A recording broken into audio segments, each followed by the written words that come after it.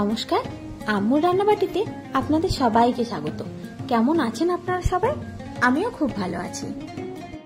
আগের দিন আমি আপনাদের সঙ্গে একটা বাঁধাকপির চাটনির রেসিপি শেয়ার করেছিলাম। আপনারা অনেকেই সেই রেসিপিটা খুব পছন্দ করেছেন, তাই ভাবলাম আমি যেইটা ভালো পারি সেটা নিয়েই আবার আসি। তাই এক বাটি ছোলার ডাল আর এক বাটি কাঁচা বাদাম, যে চিনে বাদাম হয়, সেগুলো নিয়ে নিয়েছি। ধুয়ে ভালো করে আমি পরিষ্কার করে শুকিয়ে নিয়ে নিয়েছি। তারপর আমার প্রয়োজন হবে টমেটো কুচি, যেটা আমি দুটো বড় টমেটো কেটে নিয়েছি, শুকনো লঙ্কা, জিরে, তেঁতুল আর নুন। এইগুলো আমার এই চাটনিটা বানাতে প্রয়োজন হবে। আর এখানে আম্মু চলে এসেছে আমাকে হেল্প করার জন্য। তো চলুন, চাটনিটা বানানোর জন্য কড়াইতে আমি দিয়ে দিয়েছি একটু তেল। তেলটা গরম হলে এখানে আমি শুকনো লঙ্কা আর জিরেটাই আগে থেকে ফোড়ন দিয়ে দেবো। জিরে আর শুকনো লঙ্কাটা হালকা ভাজা ভাজা হয়ে গেলে, গন্ধটা যখন ছেড়ে যাবে জিরের, সেই সময় আমি ওই ছোলার ডাল যেটা বাটিতে রেখেছিলাম এক বাটি, সেটা আমি দিয়ে দেব।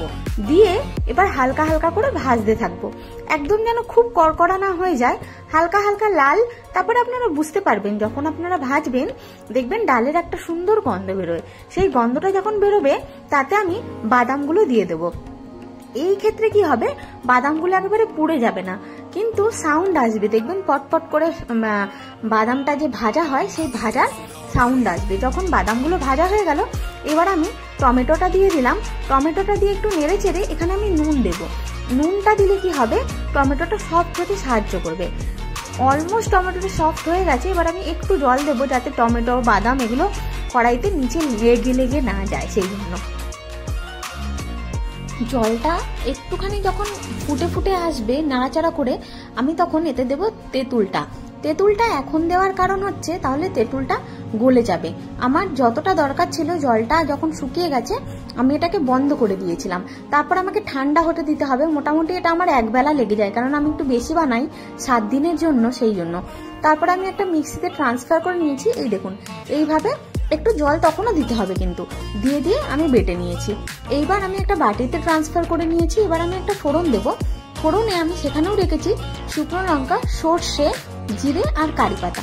কারি পাতা কিন্তু অপশনাল, বাড়িতে থাকলে দেবেন, না হলে দেবেন না। বাদ বাকি আপনারা ঝালটা আপনাদের হিসাবে দেবেন। আমি যেটুকু খাই আমি সেটুকুই দিয়েছি। এই ফোড়নটা এই চাটনিটাতে একটা আলাদা মাত্রা এনে দেবে, পুরো টেস্টটাই চেঞ্জ করে দেবে এই ফোড়নটা। এই ফোড়নটা কিন্তু কম্পালসারি দিতেই হবে, তাহলেই আপনার চাটনিটা একটা অসাধারণ টেস্ট আপনি পাবেন। তারপরে এটা আপনি ইডলি, ধোসা, রুটি, আমি তো ভাত দিয়েও খাই, সাইডে একটু একটু চাটনির মতো করে নিয়ে। তো আপনারা জানাবেন আপনাদের কিরকম লাগলো এই চাটনির রেসিপি। যদি ভালো লাগে আমার চ্যানেলটাকে একটু সাবস্ক্রাইব করবেন আর ভিডিওটিকে একটু লাইক করবেন, যাতে আমি আরো এগিয়ে যেতে পারি।